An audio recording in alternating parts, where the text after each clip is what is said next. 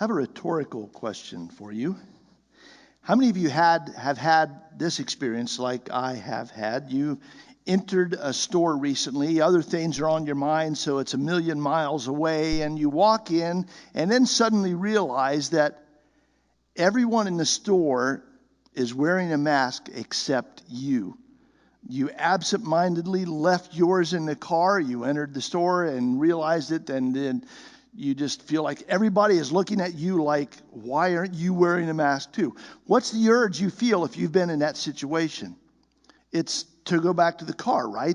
Get your mask, put it on, and then re-enter the store. Or maybe you've had an experience of the opposite kind where you've gone into a store like I did a couple of weeks ago in an agricultural store in New Philadelphia, wearing my mask like I was supposed to, and after entering I realized nobody in that store was wearing a mask. There were a handful of customers. There were 4 employees gathered around the cash register trying to figure something out, and no one had a mask on except for me.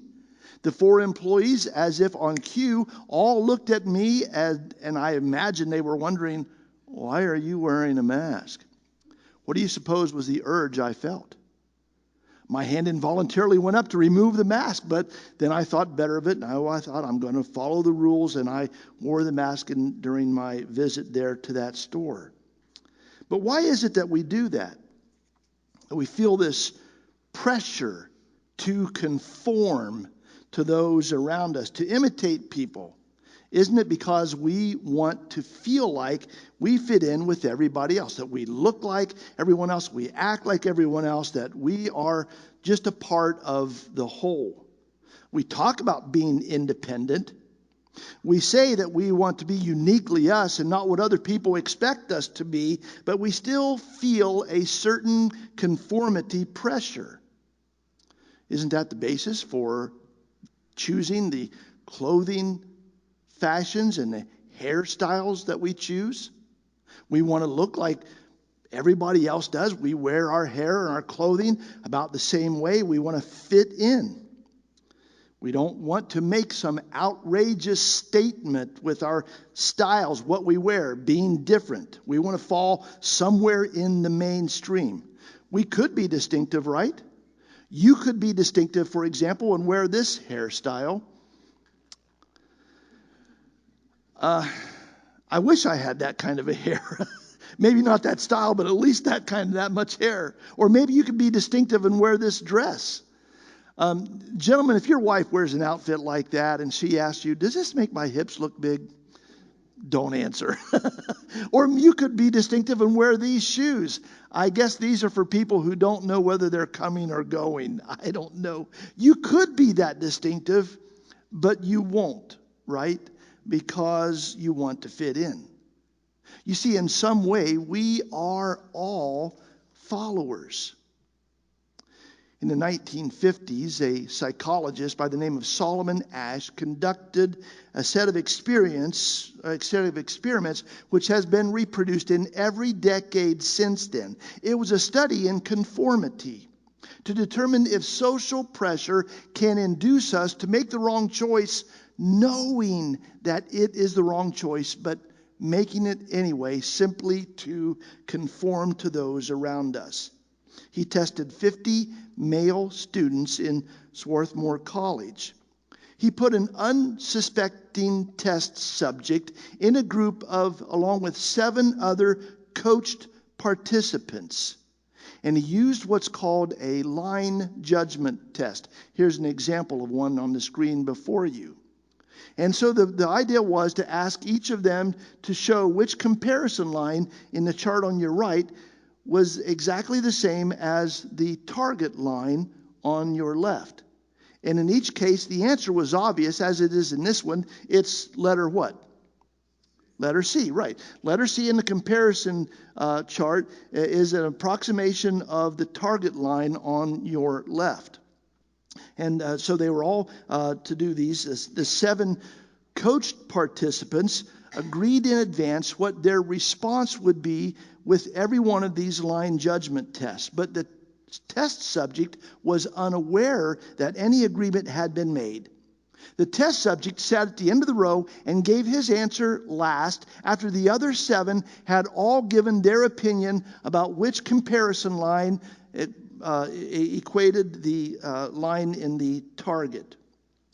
There were 18 tests given per group of 8, and the actors, the coached participants, gave the wrong answer 12 times. Ash was interested to see if the test subject would conform to the wrong majority view out of peer pressure. He discovered that 75% of the test subjects voted along with the rest of the group, giving the wrong answer at least once. And 1/3 of the test subjects gave the wrong answer to conform with the rest of the group in every single test. Similar tests conducted over the years since then have shown comparable results. The point is, we tend to be followers and imitators. And so God gave us instruction in the scriptures about who or what to follow and who or what not to follow. The call of Jesus to his would-be disciples was a following call. He issued this call, "Follow me." Over 10 times in the gospel accounts, Jesus issued that call. He issued it to fishermen at the Sea of Galilee. He issued it to a tax collector who was sitting at his station. He issued it to a wealthy young ruler who came seeking his advice. He issued it to several others, and he issues that call to us, as we see in Matthew 16:24, when it says, Jesus said to his disciples, "Whoever wants to be my disciple must deny themselves and take up their cross and follow me." And then in John 12:26, he said, "Anyone who wants to serve me must follow me, because my servants must be where I am, and the Father will honor anyone who serves me." Our sermon word for today is follow. Jesus used that word, follow, to define Christianity.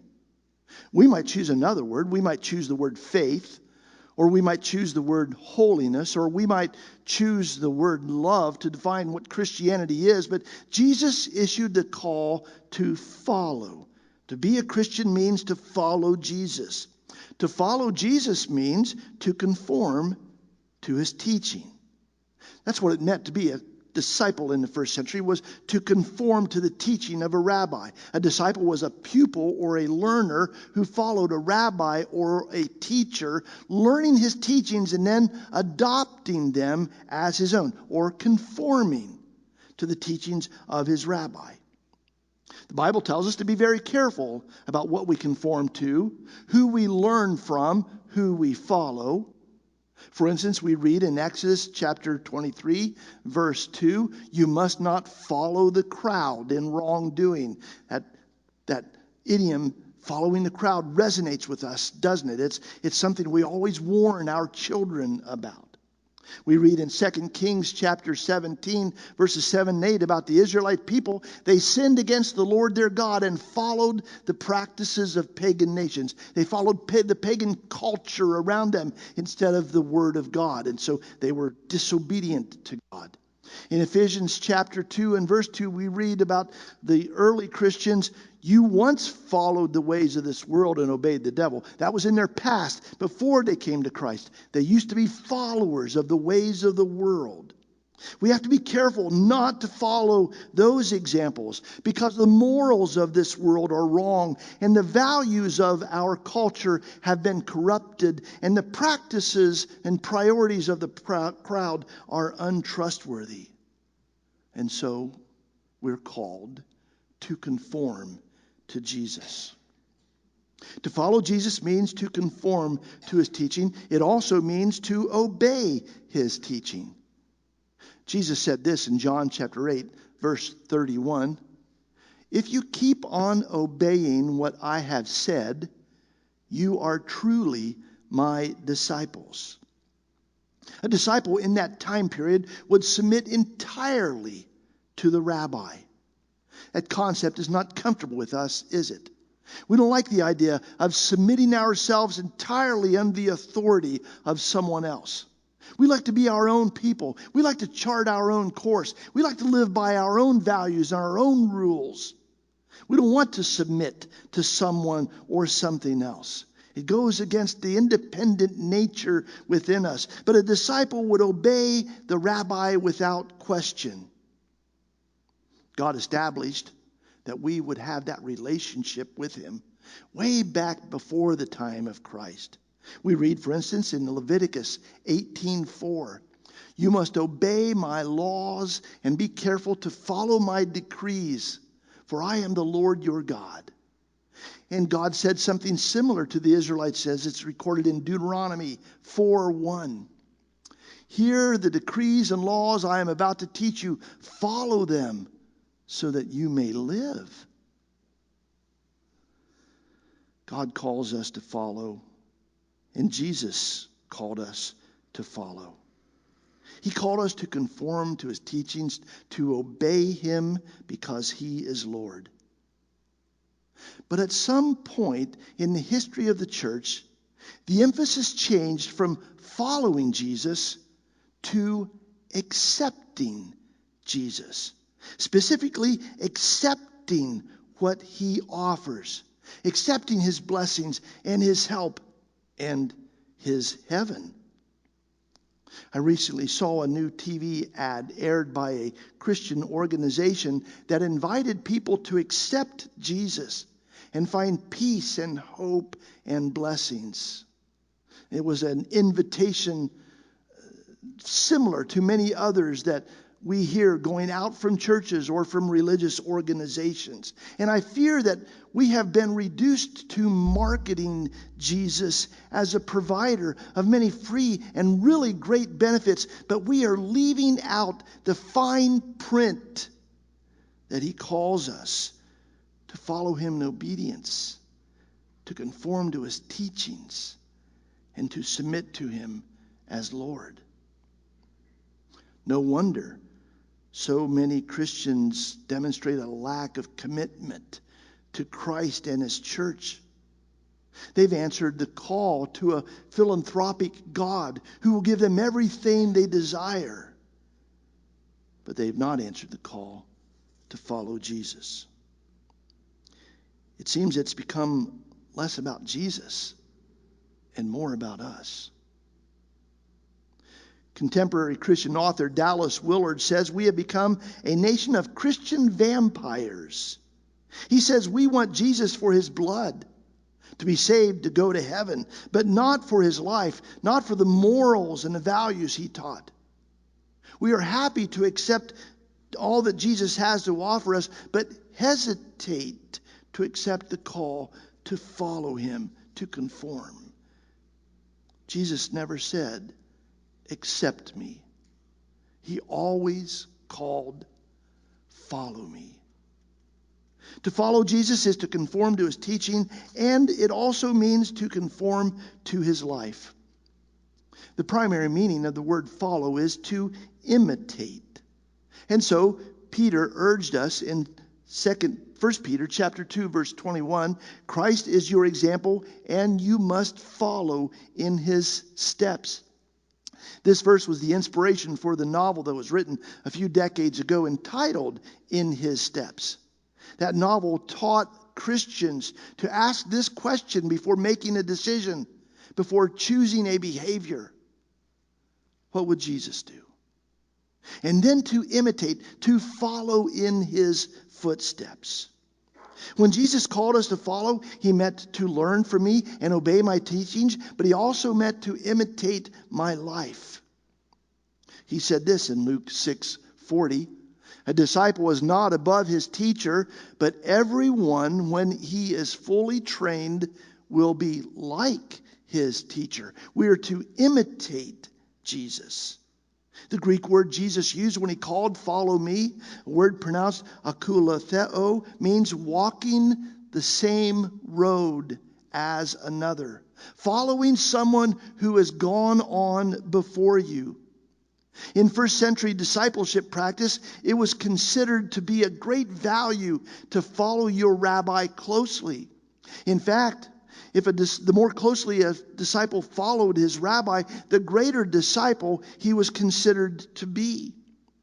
This ancient Jewish proverb says, "Follow a rabbi and be covered with the dust of his feet."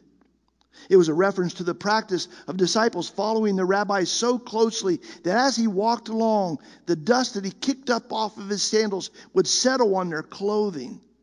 But of course it was intended to be used figuratively. It wasn't the dust that settled on the disciple that was so valuable. It was the influence of the rabbi that settled upon the disciple that was valuable. Follow your rabbi so closely that his influence settles upon you, that you learn to imitate him. And so therefore the Apostle Paul wrote in 1 Corinthians 11:1, as a rabbi in the early church, "Follow my example as I follow the example of Christ." The English Standard Version says, "Be imitators of me as I am of Christ." Because to follow is to imitate. We must imitate Jesus. I've selected 3 ways that we can do that. 3 things that we can kind of file away mentally or maybe make note. Take home with you. These are ways you can imitate Jesus. First of all, you can imitate Jesus by feeling compassion for that which caused Jesus to feel compassion. The scriptures tell us that Jesus felt compassion for hurting people. We read that in John 11, as Jesus stands at the graveside of Lazarus, and he is affected by the grieving, heartbroken people who are around him. His heart was so touched with their pain that he wept. He was compassionate for the hurting. Jesus was also compassionate for those who were suffering. Matthew 14:14 tells us, Jesus saw the huge crowd as he stepped from the boat, and he had compassion on them and healed their sick. His primary purpose in coming into this world was not to heal people, but he had the power to do so, and the compassion that motivated him to reach out and touch and provide healing. Jesus also felt compassion for those who were lost.